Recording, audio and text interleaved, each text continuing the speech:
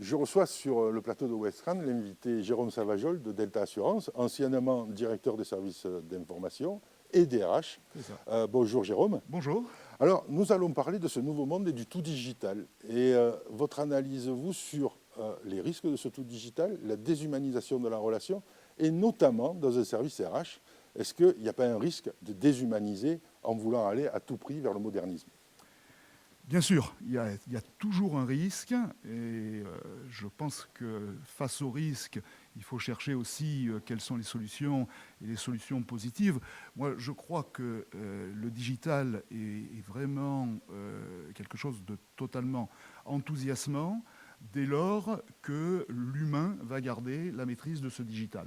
Or, dans le mot ressources humaines, le mot le plus important, c'est humain. Je pense, et j'ai toujours pensé, que le DRH, il était le garant de la relation humaine dans l'entreprise. Donc, comment le DRH va pouvoir s'appuyer et se servir des outils digitaux pour arriver à maximiser son métier, son job, je pense que c'est l'enjeu des DRH actuellement dans les entreprises et des nouvelles générations de DRH qui viendront. Alors, à ce même plateau, Jean Roux, ancien ministre du Travail, disait « On a déjà fait un gros progrès en passant de chef du personnel à directeur des ressources humaines.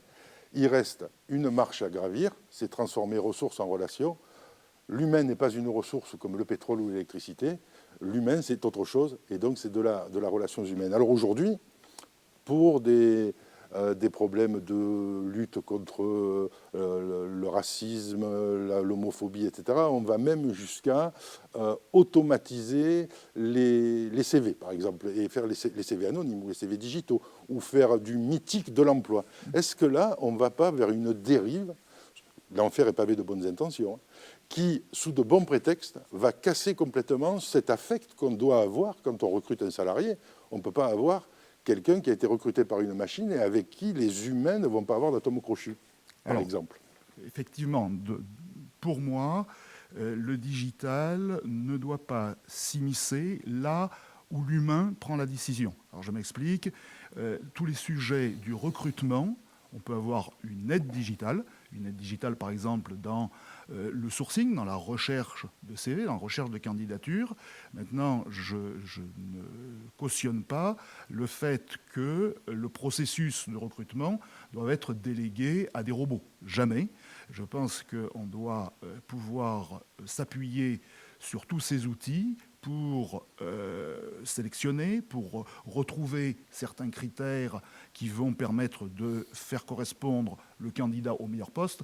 Maintenant, qui doit recruter? Alors je vais plus loin. Le DRH a une fonction. Maintenant, c'est le manager de service, le responsable, qui doit recruter ses collaborateurs.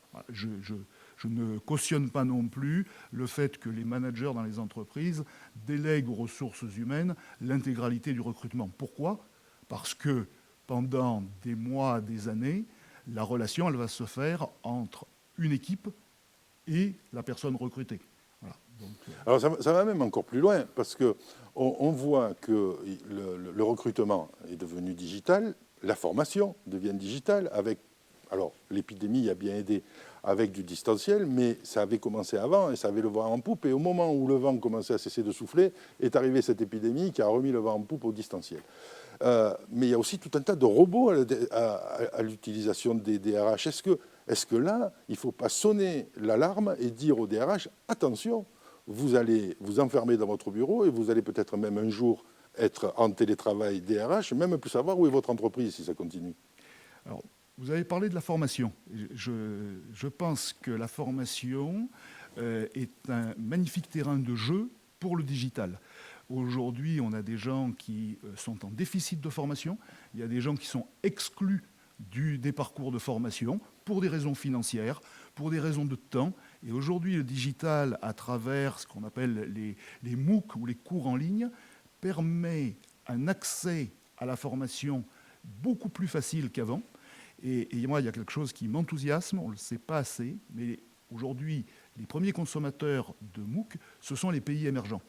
Et je pense que là, le digital joue son rôle en donnant la possibilité à des gens qui ne pourraient pas avoir accès à ces formations, à cette information, de l'avoir. Et en entreprise, c'est pareil. Donc, j'ai toujours été partisan de la formation tout au long de sa vie, et le digital apporte des réponses. Maintenant, si le digital n'est pas piloté et coordonné par l'humain, c'est un très bel outil, mais qui va être utilisé de façon anarchique.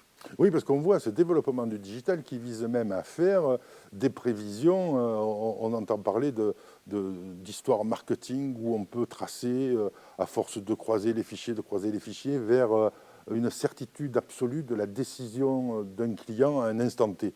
Est-ce que tout basé sur ces oracles que sont les outils digitaux ne nous amène pas dans un mur?